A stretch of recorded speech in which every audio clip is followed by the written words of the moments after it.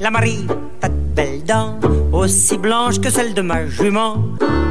Et voilà, nous voilà repartis dans l'émission Le Pissenlit. Bonne année à tout le monde. Donc l'émission Le Pissenlit, l'émission sur l'écologie, sans tabou. Alors pour rappel, la dernière fois, les dernières... Bonjour Stéphane. Me voilà mal parti. Je suis parti dans mes notes, Thierry, excuse-moi. Donc Thierry me faisait remarquer que les dernières fois... Tous mes vœux Stéphane. Il est terrible. Allez. Les dernières fois, juste pour rappel, on avait parlé d'Agenda 21 avec Aurélien Triou il y a 2-3 mois, d'obsolescence avec Nathalie Chevigny. De l'association Envie. Voilà, et Monsieur Grand-Guillaume sur la propriété intellectuelle. Et aujourd'hui, on va vous saouler avec de l'économie, voilà, le PIB, la croissance. Tout le monde entend parler, il faut qu'on ait de la croissance et tout ça, donc on va vous saouler là-dessus. Non mais ne partez pas, vous allez voir, on va essayer de vous ouvrir les yeux sur certains paramètres de la croissance et finalement on peut trouver des trucs assez sympas. Alors aujourd'hui, on a la chance d'avoir 2 invités. Habituellement, on n'en a qu'un. Aujourd'hui, on en a 2. Et donc, on a Madame Catherine Vandriès, qui est conseillère municipale d'opposition à Dijon. Bonjour. Bonjour et bonne année à vous tous. Bonjour, à vous aussi. Et on a Jean-Patrick Masson, qui est président de la Terre Bourgogne et aussi conseiller municipal. Bonjour. Bonjour et bonne année également. Alors, pour commencer, qu'est-ce que la croissance ? La croissance, s'il n'y en a pas de croissance, c'est la fin du monde. On entend croissance partout. S'il n'y en a pas de croissance, ça ne va pas. Alors, la croissance est calculée avec le PIB. Je ne vais pas rentrer dans tous les détails. De toute façon, je ne suis pas expert. Mais je vais juste prendre une petite définition. Voilà. La croissance économique mesurée par le PIB ne prend en compte que l'expansion quantitative de la production monétarisée, qu'elle provienne des entreprises ou des administrations publiques. Donc là, vous êtes tous perdus. En gros, plus on consomme, plus il y a d'échanges monétaire, on achète, on vend, ça fait augmenter le PIB. Et la croissance, c'est la différence entre le PIB à un temps donné et le PIB à un temps donné plus tard. Donc plus le PIB augmente, plus il y a la croissance. Voilà, pour schématiser. Est-ce que je me trompe ? Non, c'est bien la définition. Oui, dans l'esprit, c'est ça, oui. C'est ça. Voilà, alors pourquoi est-ce qu'on parle de croissance, de PIB et tout ça dans une émission écologique ? Eh bien, tout simplement, je vais vous donner un exemple. Imaginez les côtes bretonnes, voilà, les mouettes s'envolent et tout ça, tout va très bien. Et bon, il ne se passe pas grand-chose au niveau du PIB, hein. Mais il y a un joli pétrolier qui passe, qui se casse la figure, ça fait une superbe marée noire, et là c'est fabuleux pour le PIB. Tout simplement parce qu'il va falloir dépolluer. Donc il y a des gens qui vont acheter du matériel pour dépolluer, on achète différents matériels, il y a toute une activité économique qui va se créer, augmentation du PIB, mais voilà, on a une immense pollution. Donc ce qu'on voulait mettre en avance dans cette émission, c'est voilà, les limites du PIB, de la croissance, et après on va voir d'autres solutions. Donc je ne sais pas ce que vous en pensez, de ce mot croissance. Pour vous, c'est important de parler de mot croissance partout, dans les médias ou ailleurs ? Écoutez, je pense que vous avez le mérite de poser une bonne mauvaise question qu'on ne se pose pas assez. Voilà. Oups, j'ai pas tout suivi. Donc la croissance, ça veut dire quoi ? J'ai un peu potassé avant d'arriver parce que je suis pas non plus une spécialiste des statistiques internationales, parce que le PIB, ça a le mérite entre guillemets sur une donnée qu'on va certainement un peu contester, je pense tous les deux, mais de comparer aussi des pays. Donc ce qui permet aussi de comparer ça. Alors maintenant, est-ce que c'est un comparateur objectif ? Certainement pas. Bien, j'en sais rien. Quand j'ai regardé ce que j'ai trouvé, il y a 2 choses qui sont apparues assez rapidement, qu'il y avait des données qui étaient des données monétaires, comme vous l'avez dit, le PIB était une donnée monétaire, mais dans les données monétaires, on a quand même des critères aujourd'hui qui ne sont pas que des critères purement de croissance, comme on le dit, c'est-à-dire on part d'un point X pour arriver à un point Y qui est censé être supérieur au point X. Statistiquement, voilà, c'est ça aujourd'hui. On considère qu'il y a une croissance, il y a une progression positive. Est-ce que la croissance, c'est une progression positive ? Là, c'est un vrai débat philosophique. Et dans ces données qui sont des données monétaires qui existent, qui sont mesurées, si j'ai bien compris, depuis à peu près une 20aine d'années quand même aujourd'hui maintenant, au niveau des pays de l'OCDE, donc d'autres critères que le PIB, on mesure des critères monétaires par rapport aux loisirs, par exemple. Donc on essaie de tenir compte d'autres critères, que ce soit également les disponibilités pour avoir un certain nombre de choses dans la vie, la constitution des ménages, qui sont des critères annexes au PIB qui permettent de mesurer ce qu'on appelle un bien-être ou un bonheur, parce que ça va être finalement le sujet de notre discussion, et qui sont quand même aussi basés sur des données monétaires qui existent, pour essayer de comparer des évolutions.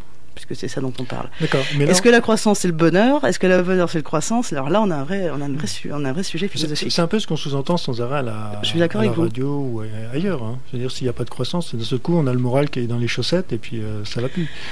Mais c'est un peu... Juste pour terminer, avant de laisser la parole à Monsieur Masson, qu'est-ce qui ressort aussi de nos économies globales, nous tous, parce que je pense qu'il faut aussi se poser la question. On espère tous vivre plus longtemps. Parce qu'on parle aussi beaucoup d'espérance de vie depuis longtemps. Et des fois, on lit un peu les deux aussi, ce qui n'est pas non plus complètement faux. Vous savez, je suis allée en Inde et au Népal. L'espérance de vie, quelqu'un qui a 60 ans, c'est quelqu'un qui est extrêmement âgé en Inde. Extrêmement âgé.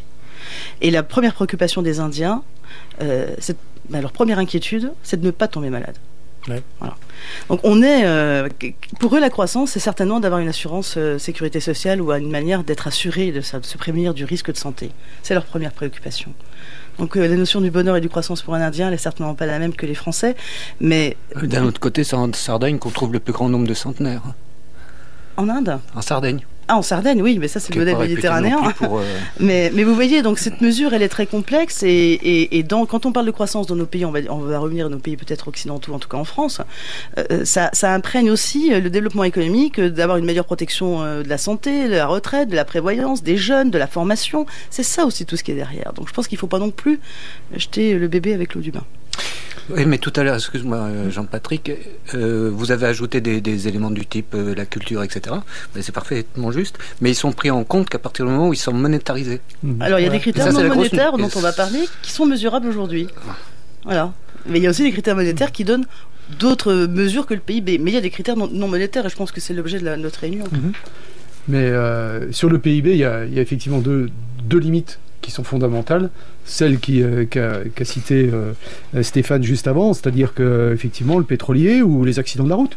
La diminution du nombre d'accidents de la route occasionne un frein au développement du PIB, puisque derrière il faut racheter des voitures, il faut payer des infirmiers, des hôpitaux, etc., etc. Donc ça c'est une première limite, qui est, je dirais, de type éthique quelque part. C'est-à-dire qu'on comptabilise, y compris ce qui est nocif pour notre société, ce qui est dangereux pour les habitants, etc., etc. Pourvu que ça rapporte. Pourvu que ça rapporte, tout à fait. La deuxième limite, qui est encore plus grave, plus fondamentale, je devrais dire, plutôt que grave, c'est on ne comptabilise que les flux. Or, imaginez, en France, on a par exemple un patrimoine privé qui est un des premiers d'Europe, et un patrimoine public, j'en parle pas, qui est colossal, qui est complètement immobilisé. Imaginons que demain, vous et moi, on décide de vendre notre patrimoine privé. À ce moment-là, c'est bien monétaire, donc on est bien dans la sphère monétaire, donc c'est bien cohérent avec le PIB, et on crée un flux. Si on décide de ne pas vendre, on ne crée pas de flux, donc pas de richesse. Or, le problème face auquel on est, c'est que cette richesse, on la détient quand même. Donc pour mesurer, on mesure en fait qu'une petite partie, une fraction finalement relativement limitée de la richesse de notre pays, de la richesse des États en général, puisque c'est généralement à ce stade-là qu'on mesure. Donc il y a deux limites fondamentales. Et on peut être donc avoir un PIB, c'est le cas de la Chine, un PIB, un taux de croissance énorme, en dilapidant complètement ses richesses naturelles. C'est-à-dire qu'en fait, on met sur le marché son patrimoine. Et c'est une des manières, effectivement, d'avoir un taux de croissance élevé. Et donc, c'est en fait le PIB... Avec un coût environnemental incroyablement élevé. Et social. Et social incroyablement qui est considérable. Donc, et avec des solutions qui existent, dont on va parler. Mais si on se limite à ce qu'on lit habituellement dans les journaux, et Dieu sait que en ce moment, on nous rebat les oreilles des problèmes de PIB, de croissance, de morosité des Français, parce que s'il n'y a pas de PIB, il n'y a pas de croissance, on est tous malheureux. Je veux dire, là, il y a un vrai enjeu à effectivement avoir d'autres indicateurs que le PIB, clairement. C'est très juste de corréler ça avec l'espèce de morosité, de baisse de morale absolument incroyable, et puis qui paraît apparemment vraiment franco-française. J'aime bien dire qu'on est une des nations les plus riches du monde. Je veux dire, globalement riche. On s'estime mal dans un pays riche. En fait, on est une des nations où les habitants sont les plus malheureux.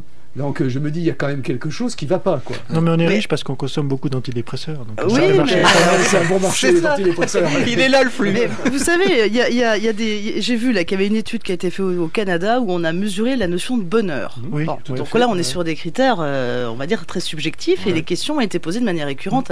Je vois que vous connaissez parfaitement le dossier mieux que moi.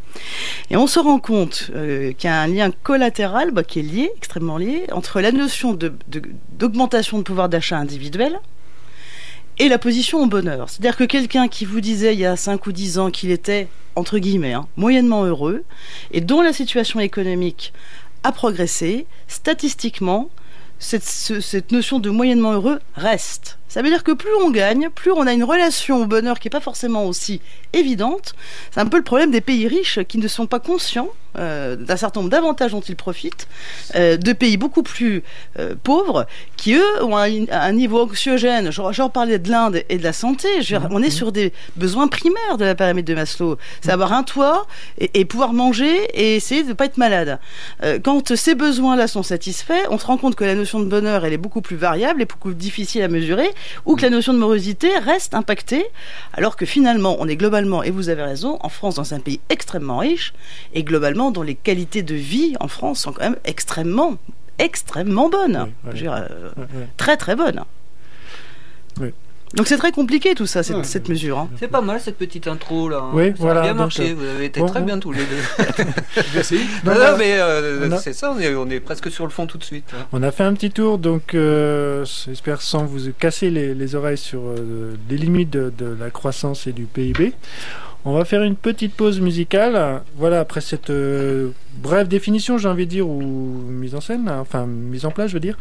Et après, on va voir justement certains rapports et d'autres personnes qui se sont posé des questions pour définir les limites du PIB.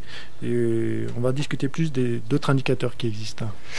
Et oui, on va poursuivre avec un morceau de sélection Radio Campus, un morceau de Samba de la Muerte, Skyline.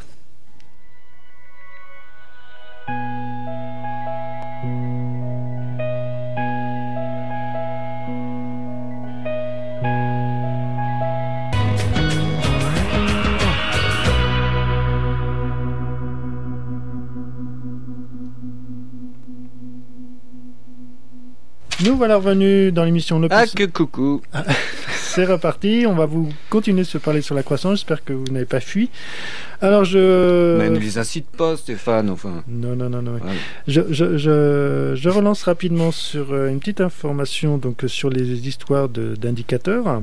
Pour dire qu'en 2008, M. Nicolas Sarkozy annonce qu'il a demandé à 2 économistes prix Nobel d'économie, Joseph Stiglitz et Amartya Sen, de réfléchir sur les limites de nos instruments de mesure des performances économiques et du progrès social. Donc je veux dire par là que c'est pas parce qu'on est sur Radio Campus qu'on a des idées qui peuvent être farfelues.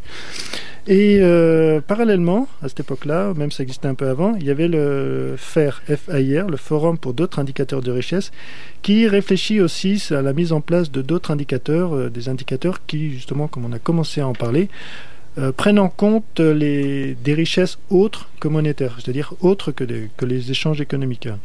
Voilà. Donc dans les autres indicateurs, on peut aller directement dedans, ou disons c'est une autre façon de voir l'économie. Il y a dans ces autres indicateurs, je vais y arriver, il y a peut-être le plus fameux, c'est l'IDH, l'indicateur de développement humain, qui a été mis en place par le PNUD, Programme des Nations Unies pour le développement. Vous voyez, on en parle un peu partout, mais peut-être pas grand monde est au courant. Vous avez peut-être entendu parler de l'empreinte écologique aussi. Alors, une petite définition, après je laisse la parole. Elle traduit un ensemble de consommations sous la forme d'une surface biologique productive de terre ou de mer qu'il convient de mobiliser pour permettre ces consommations.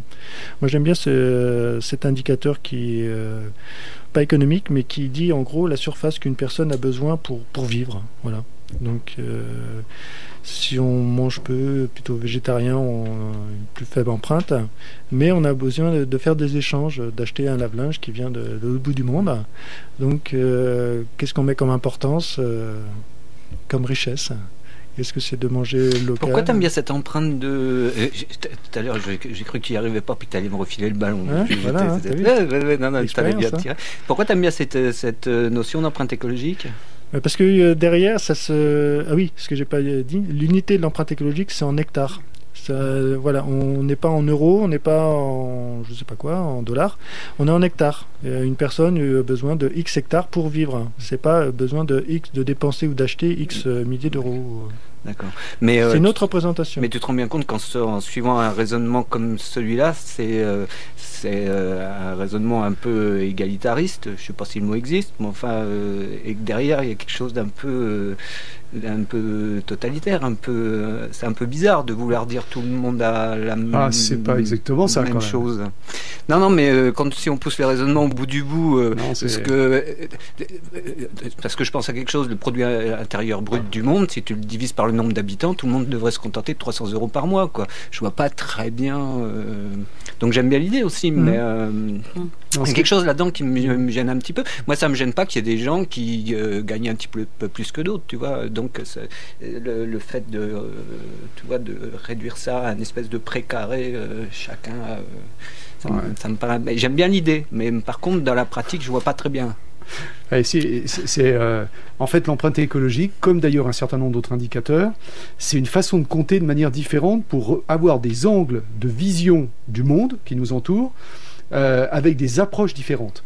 Et donc, de pouvoir... Il n'y a pas un indicateur, que ce soit l'IDH, le PIB ou l'empreinte écologique, il n'y a pas un indicateur qui résume tout. Ça, c'est impossible.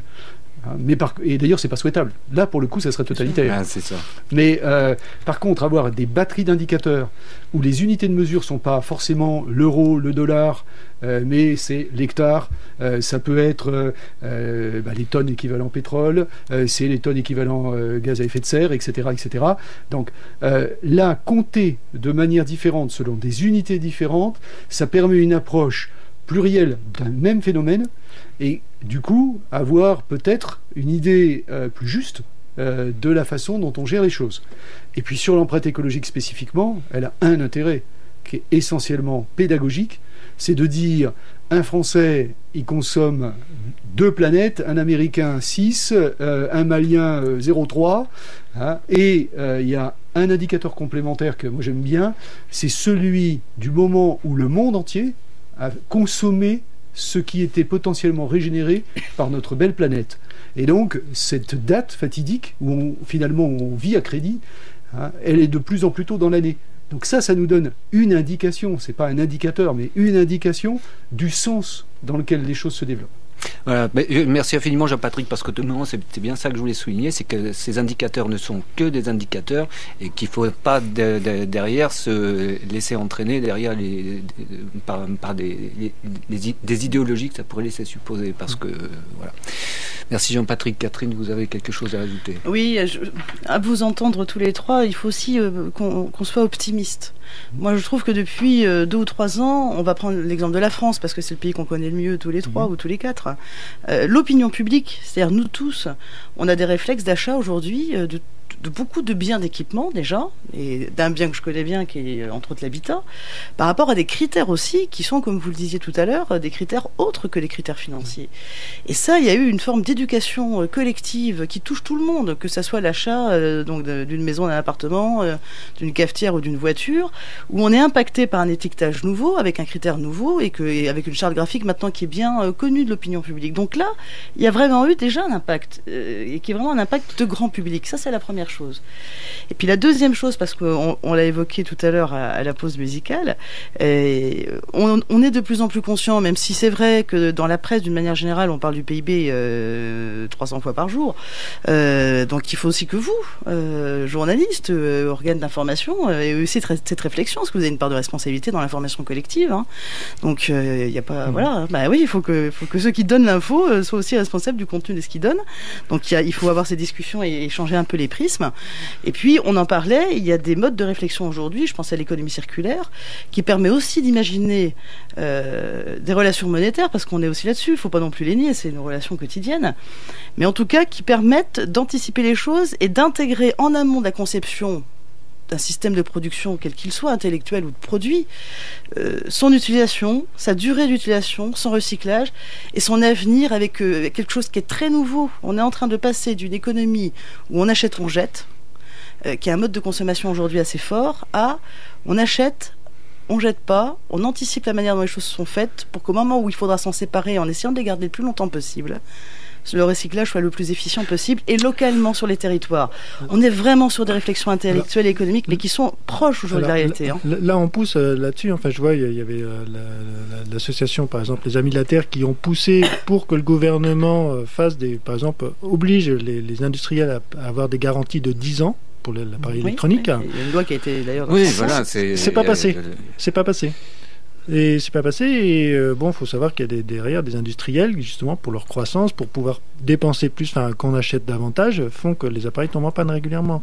Donc là, on revient au PIB. On revient. Ah oui, alors là, pour le coup, l'obsolescence programmée, c'est vraiment un flux délibéré pour. Oui, mais on sent bien que le législateur, à la fois les mouvements de réflexion, de groupes de réflexion aussi, et quelque part regarder les modes de consommation. Il y a eu des émissions à la télévision il n'y a pas très longtemps qui expliquent qu'aujourd'hui avoir acheter une perceuse, donc on se sert à peu près 4 fois tous les 10 ans, dans les 10 ans, c'est peut-être mieux de se l'échanger, de se la prêter. Ouais.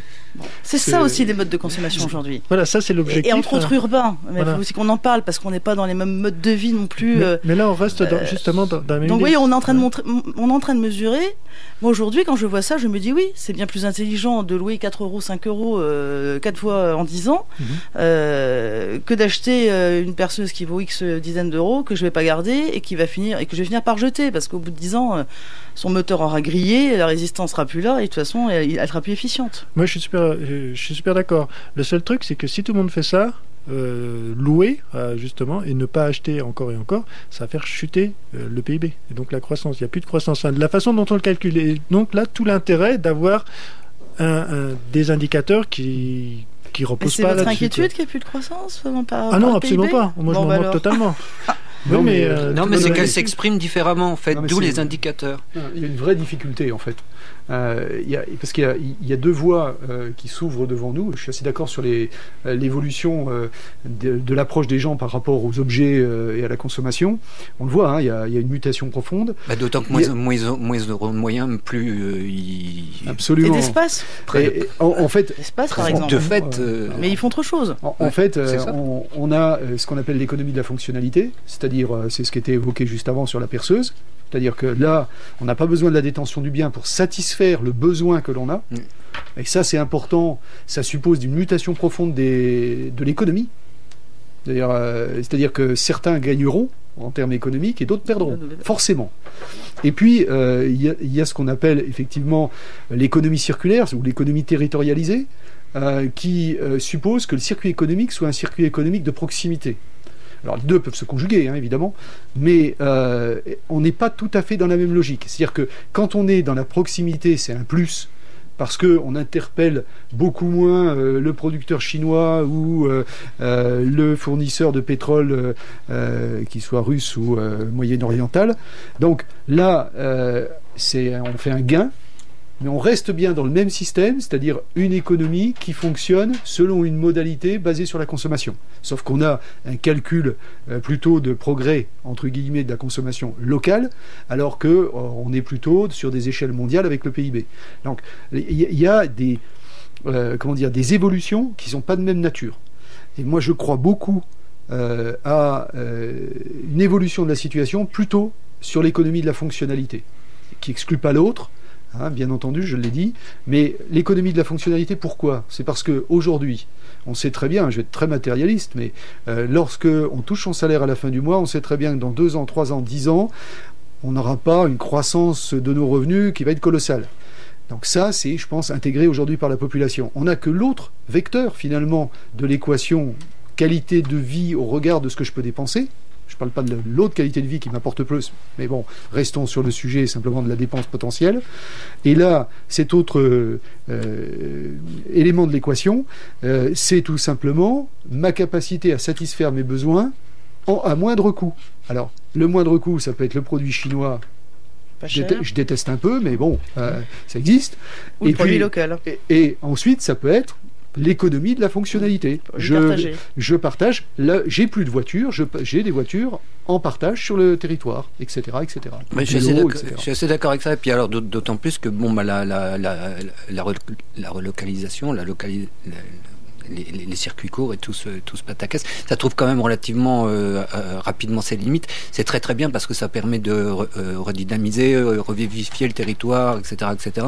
Et puis ça a plein d'intérêt au niveau du déplacement et tout. Mais néanmoins, ça signifie aussi qu'on ne consommerait du vin de Bourgogne qu'en Bourgogne, du camembert qu'à camembert. Oui, ça fait exploser les AOC. Quand on amène le truc au bout du bout, c'est pervers. Première de l'économie circulaire qui n'est pas au départ simplement dans un concept territorial. Ça va au-delà. C'est d'intégrer dès la conception, dès la mise en œuvre d'un process industriel pour un produit de service aussi, parce que le service aussi consomme et ont des nuisances potentielles, d'essayer d'intégrer toutes ces composantes pour que finalement son usage final, c'est-à-dire son traitement final, puisse lui aussi être dans un circuit économique. C'est ça. En gros, j'invente un produit, de sa conception, c'est-à-dire de son design, de sa création, des produits primaires qui vont être utilisés à son usage le plus long possible et le plus longtemps possible jusqu'à sa destruction, ce qui doit être intégré. Comment tout ça peut être intégré avec une fonctionnalité maximum et un coût environnemental le plus faible. Et si possible sur le même territoire. Oui, c'est vrai. Et on peut même faire mieux dans ce domaine, puisque le déchet de l'un peut devenir le produit de l'autre. C'est plutôt ça. L'économie circulaire, c'est plutôt... On va jusqu'à là. Il n'empêche que sur le fond, on ne change pas du tout le modèle économique et l'approche qu'on peut en avoir. C'est-à-dire que simplement, j'invente des produits, je permets l'évolution vers des produits de seconde main, ou des usages différents qui deviennent effectivement ressources pour mon voisin. Ou l'usage final peut être une ressource. Voilà. Bon, on va faire une petite pause là-dessus et on va revenir sur les indicateurs, les autres indicateurs. Oui, et on va retrouver avec joie le tristesse contemporaine.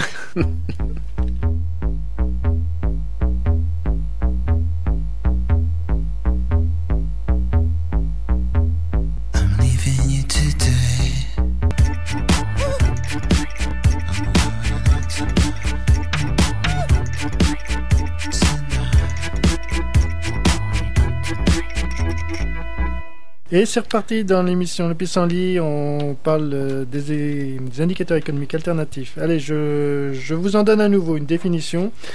L'IBED, l'indicateur de bien-être durable, il se calcule consommation marchande des ménages, plus service du travail domestique, plus dépenses publiques non défensives, moins dépenses privées défensives, moins coûts des dégradations de l'environnement, moins dépréciation du capital naturel, plus formation de capital productif. Bon, c'est un peu plus compliqué que le PIB, on approche là.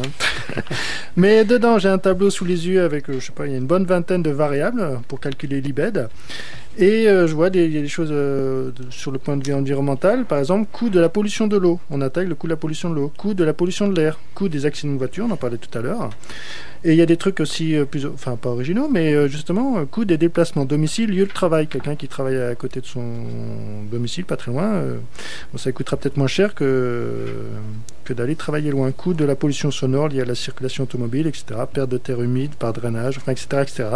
Il y a donc tout plein d'indicateurs qui donne une image autre j'ai envie de dire, du bien vivre. On va y rentrer dans le mot, ce que certains appellent le bien vivre, là, le bien vivre.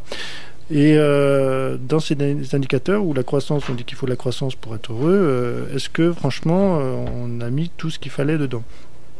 Et on peut peut-être donner des exemples locaux de réflexion sur qu'est-ce qu'on peut mettre comme paramètre pour dire qu'on va être plus heureux, mieux vivre et pas forcément plus d'échanges économiques. J'aime bien, moi, quand on réfléchit sur l'avenir d'une ville et de Dijon, rapprocher qualité de vie, qualité de ville. Parce que c'est ça finalement le sujet de nos discussions aujourd'hui, entre autres. Et de me dire, est-ce que par les décisions qui sont prises, est-ce qu'on crée ou pas de la souffrance? C'est très compliqué de connaître de mesurer les effets collatéraux de quelque chose. Je vais vous donner 2 exemples où je pense qu'on peut, dans certains cas, créer de la souffrance, alors qu'on peut aussi considérer qu'on a créé un bien-être. L'accès aux soins à Dijon, il est anxiogène. L'accès à l'hôpital est anxiogène. Il est anxiogène pour le malade, parce qu'il est compliqué. Il est anxiogène pour les familles, parce qu'il est très compliqué aussi. Et on sait, et là je parle d'un cas que je connais bien, qui est l'accompagnement que j'ai fait de ma maman. Elle était super angoissée du fait de ne pas arriver au centre Leclerc à l'heure. Et elle était très angoissée que je ne sois pas pour l'accompagner parce que je n'avais pas à me garer. La deuxième chose qu'on a fait toutes les deux, c'est une balade à pied entre le bout de jardin, entre le centre Leclerc, le CHU et le tram. C'est une zone anxiogène. Et c'est une zone réservée aussi pour les malades. Donc vous voyez, la mesure des choses, elle est toujours complexe. Et je trouve qu'on n'intègre pas non plus assez cette souffrance qu'on peut aussi créer dans un certain nombre de choses. Je voudrais revenir sur un autre point que je trouve anxiogène à Dijon. C'est le déplacement autre que celui d'être dans le tram, de tous ceux qui sont en dehors du tram. L'accès au centre-ville est anxiogène. La traversée des voies est anxiogène pour les personnes âgées, pour les personnes à mobilité réduite, pour les enfants et les mamans. Et dans le mobilier urbain, dans la manière dont on intègre ce mode de transport, entre autres, particulier, je pense à celui-là parce que je trouve qu'il a créé une barrière. Et que ces mesures-là, elles doivent aussi exister dans nos responsabilités d'élus. Et que ce sont des mesures qui existent et qui sont mesurables, c'est tout à fait mesurable. Voilà, donc je pense que c'est aussi cette responsabilité. Et les indicateurs, ils ne sont pas simplement des indicateurs de croissance, de développement et autres, de nombre de démographie ou de fiscalité. Ils en sont aussi. Mais des indicateurs de bien vivre et de qualité de ville et de qualité de vie. Par exemple, cet indicateur-là, vous le mesureriez comment à Dijon ? Lequel ? L'indicateur de souffrance. Eh ben, je pense que nous, en tant qu'élus... Parce que ça ne se limite pas simplement à un inconfort entre oui, mais à l'autre. Je suis d'accord avec vous, mais ça n'empêche que c'est une réalité perceptible. Donc ça veut dire que quelque part, il y a peut-être une problématique. Et qu'on doit aussi avoir cette responsabilité morale de se poser d'autres challenges et de d'autres critères que simplement des critères classiques de dire voilà, globalement il y a un taux d'accidentogène qui n'a pas progressé ou d'insécurité qui n'a pas progressé. On en parlait tout à l'heure. On a aussi cette responsabilité de se dire quand j'ai une action politique, je dois la mesurer, l'évaluer et pas simplement dans sa réussite économique puisque c'est entre autres ce qu'on essaie de fixer aujourd'hui. Ce qui est posé comme question là, c'est en fait c'est pas la question de l'indicateur, c'est la question finalement de l'intérêt général. Oui. C'est-à-dire que, est-ce que l'intérêt général, ce que vous semblez dire, est le cumul de la somme des intérêts particuliers, puisque c'est à chaque fois, effectivement, la souffrance, c'est plutôt quelque chose d'individuel, au regard de politiques publiques, qui, elles, sont par vocation des politiques publiques généralistes. Donc, et l'approche, pour revenir du coup aux indicateurs, parce que vous prenez des exemples en disant, voilà, ce qui est individuel devrait être pris en considération pour former l'intérêt général, et les indicateurs, eux, ont vocation à regarder des choix, à éclairer des choix, qui sont des choix d'ordre globaux. C'est très difficile, effectivement, parce que si on rentre dans les considérations plutôt individuelles, celui qui va au centre Leclerc en voiture, qui peut pas se garer, ou qui peut pas y arriver parce qu'il y a un embouteillage, ou qui a des difficultés pour trouver un taxi, ou etc., etc. Je veux dire, l'anxiété, elle peut se focaliser à n'importe quel moment de l'acte de déplacement quand on a un enjeu derrière. Elle peut se focaliser sur n'importe quel élément de l'acte de consommation lorsqu'on y met un enjeu psychologique derrière. Donc, ce qui est de l'inconfort, de l'angoisse ou de la souffrance est très relatif à la fois à l'acte et à la situation personnelle de celui qui le vit. Or, un indicateur, que ce soit l'IDH, le PIB, l'empreinte écologique, je ne sais pas trop quoi, eux, ils ont vocation à mettre en boîte, en scénario quelque part, globalement, une situation. Et en fait, nous, en tant que politique, ce que l'on doit regarder, c'est à la fois effectivement la considération de la situation personnelle des gens qui vivent sur le territoire qu'on administre, mais on a aussi à regarder si nos décisions globales, elles vont dans le sens d'objectifs plus généraux, c'est même normalement la vocation. Alors après, suivant ce qu'on est, ça peut être, ce qui est mon cas, pour permettre qu'on ait moins de dégâts environnementaux et écologiques sur la planète, que nos successeurs puissent être dans des conditions de vie, parce que ça aussi, c'est un élément important en termes d'indicateurs, c'est-à-dire la durabilité, le côté soutenable des décisions, et ce qu'on appelle toutes les stratégies sans regret. Alors je veux dire, après, il y a un vrai enjeu autour de ça. Je vous rejoins, je on est d'accord tous les deux sur l'approche. Je suis pas d'accord. Oui, on est d'accord. Mais par contre, on ne part pas du même départ. Nous, on le savait depuis le début. Vous me faites un peu le procès d'intention gentil, parce que je veux vraiment de vouloir individualiser, de partir du cas individuel et d'en trouver un critère plus ou moins objectif.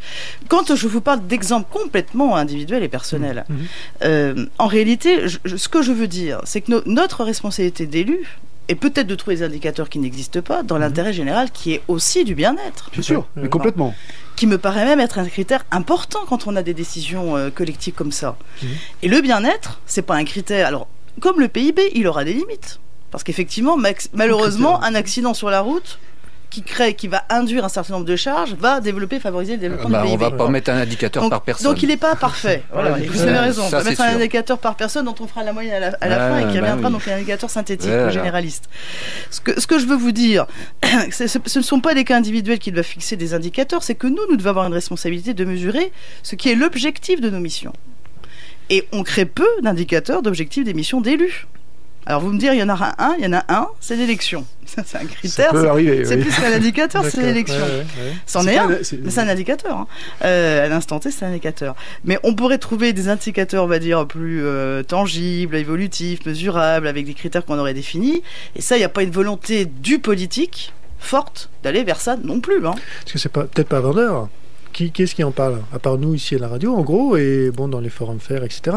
Mais c'est une vraie question. On a un vrai problème de fonctionnement démocratique aujourd'hui en France. Dans la presse... je vous ai dit tout à l'heure que pour moi, la presse, qui est le 4e ou le 5e pouvoir, je ne vais pas faire allusion à ce qui s'est passé il y a quelques jours, a un rôle déterminant. Donc si vous, organe d'information, vous ne décidez pas non plus de changer le prisme, la vision des choses, et d'avoir une autre sémantique et de parler d'autres sujets que ce qui est le commun mortel ou politiquement mortel commun partagé, là, on n'avancera pas facilement et vite. Vous le faites ici, je ne vous en fais pas le procès. Oui, mais enfin, le paradigme de consommation, bon, évidemment que les médias ont une responsabilité, mais enfin, le paradigme de consommation, c'est pas quand même pas les médias qui l'imposent. Et d'ailleurs, tout à l'heure, vous disiez qu'au demeurant, ça s'arrangeait plutôt, y compris d'ailleurs à travers des émissions sur l'information collective, oui, je trouve qu'il y a des progrès. Voilà, derrière ça, c'est quand même des gens qui font du gros business qui sont derrière. Je veux dire, c'est quand même pas les médias qui sont. Mais on en parlait avec M. Masson responsabilité, tout à l'heure. On sent bien, il y a une limite à notre fonctionnement économique, probable. Certaine. Ben oui. Moi je vous dis probable et vous certaine. Et là les médias n'y peuvent pas. On est d'accord sur le constat. Si, parce que les médias c'est aussi un organe économique quelque part. Et quand on parle de systèmes alternatifs, on peut pas dire que ça. Pour éviter de créer des frustrations, c'est ce qu'on se disait tout à l'heure pendant la pause musicale. On est dans un système aujourd'hui, on parlait de la morosité française, où quand on crée des frustrations fortes, on crée ensuite des explosions fortes. Et c'est pas l'objectif pour personne. Donc il y a des astuces économiques ou des systèmes économiques qui vont être palliés à ces frustrations éventuelles. Mais le système économique, la production, parce que moi je peux pas non plus vous laisser entendre que par principe un chef d'entreprise est un seul capitaliste qui ne veut que gagner de l'argent et que nous sommes tous asservis. Moi, alors des fois, je considère un peu dans le lot là, vous voyez. J'ai pas dit ça non plus. Donc il y a besoin d'un marché, on a besoin tous de gagner notre vie à la fin du mois, d'avoir une assurance, ça aussi c'est un critère non monétaire, le problème de cette sécurité, pas simplement de l'emploi, c'est de sécurité. Et de son coût, bien sûr. Donc tout ça c'est la réalité, et avant que tout ça change, il va se passer quand même beaucoup de temps. Mais par contre on peut imaginer des solutions alternatives qui existent, où l'intérêt économique et industriel sera là, parce que quand vous n'avez plus de clients, parce qu'ils n'ont plus les moyens. Ou plus de matières premières. Et plus de matières premières, parce que vous pouvez plus les fabriquer, vous avez un vrai problème. La question, c'est pas la déstructuration du milieu économique ou sa négation. La question, souvent, qui se pose, c'est celle qui est liée très étroitement au fait que certains industriels, certains milieux économiques feront des gains, tout ce qu'on a appelé pendant un temps la nouvelle économie, etc. Et certains autres vont effectivement voir leur croissance économique, donc leurs résultats largement amoindris. C'est ça la question. Alors on va revenir, je vous coupe, je suis désolé, on a le temps, on pourra en parler des heures. On va faire la dernière petite pause musicale pour vous laisser souffler et absorber un peu tout ça. Et puis on va revenir sur encore du local, vous allez voir, et puis pourquoi pas des indicateurs locaux. J'ai rien dit. Allez, on écoute, Saint-Michel.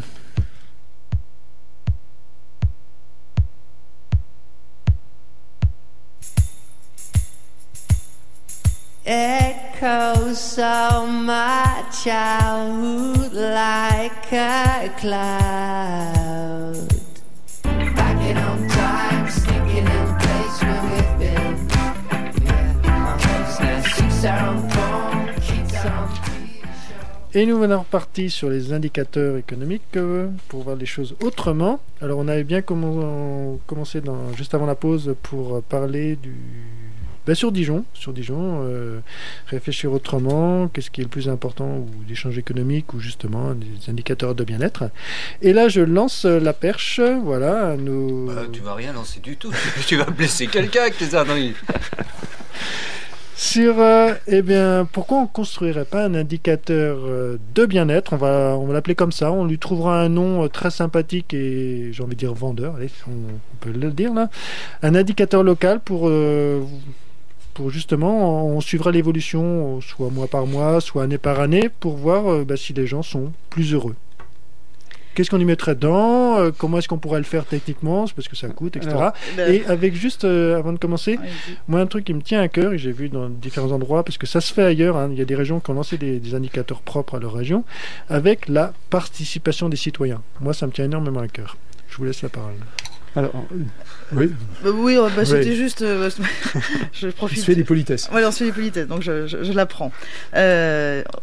Oui, vous avez raison. C'était un peu la conclusion de notre discussion avant la musique. D'abord, on en parlait tout à l'heure. On est sur un campus universitaire où il y a des étudiants, des laboratoires de recherche fondamentale, et je trouve qu'il y a une vraie richesse intellectuelle qu'il faudrait utiliser. Et qu'il y a au moins 2 niveaux de territoire, à mon avis, qui pourraient se lancer dans ce pari-là.